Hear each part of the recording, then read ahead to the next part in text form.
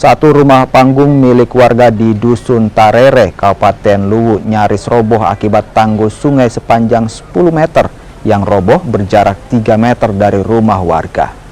Warga yang berada di sekitar Sungai Larompong akhirnya mengungsi ke rumah warga lainnya yang lebih aman. Pemerintah Kabupaten Luwu yang turun ke lokasi memberi bantuan berupa bahan pokok kepada warga terdampak banjir. Tadi pagi. Kalau rumah sekarang katanya bergeser. Berapa meter itu, Bu? Sekitar berapa? 2 meter? 3 meter? Berapa orang tinggal dalam, Bu? 2 orang. Tinggal di mana, Bu? Mengungsi ke mana? Bapaknya juga sakit. Oh, sakit. Yang sekitaran sini ada sekitar 5, tapi di sana itu ratusan di Dusun Pikoteran namanya sama Tolemo.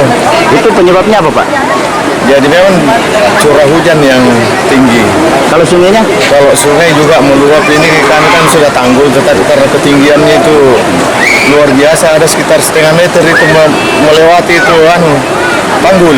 Jadi jebol juga ya? Jebol. Kalau rumah warga panggung ini, rumah pagi ini, jadi katanya bergeser. Bergeser, jadi dari pengganjalnya itu sudah bergeser itu.